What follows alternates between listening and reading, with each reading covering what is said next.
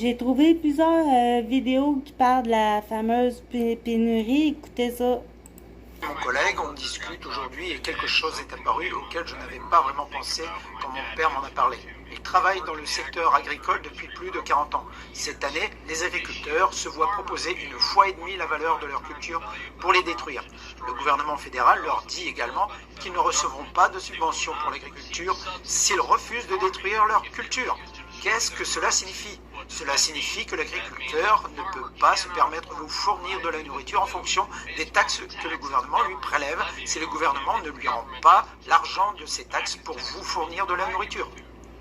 C'est un système foireux, mais c'est comme ça que ça marche. Eh bien, ils ne vont pas les subventionner s'ils ne détruisent pas les cultures.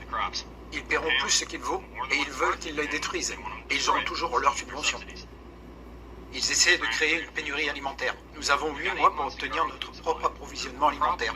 Nous allons probablement être confrontés à une famine de masse.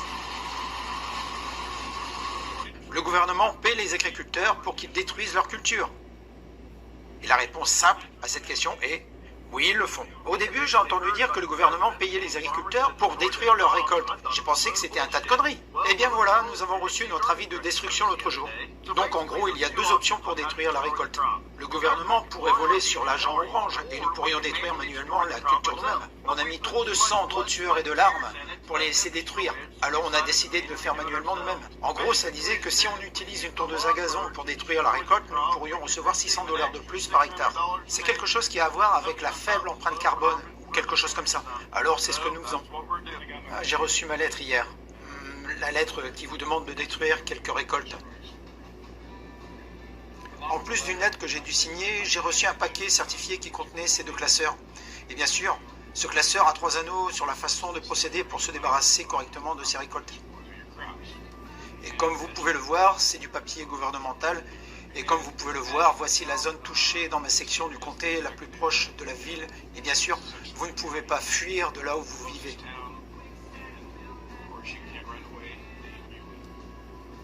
Donc à partir des pistes du comté, il les décompose en pistes agricoles individuelles que vous devez détruire.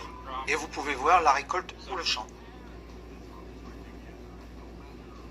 C'est la 2e machine que j'ai déposée ici pour les agriculteurs locaux. Je veux juste vous montrer un peu chaque tambour. Vous avez 4 de ces tambours, 2 de chaque côté. Vous pouvez maintenant imaginer les dégâts qu'ils peuvent faire sans compter la lame que l'on peut rajouter. Ça sera le premier champ dont nous nous occuperons. Donc tout ce que nous allons faire, c'est tout écraser sur le sol. Ensuite, je vais aller chercher des plaques d'acier et les poser en travers de la route.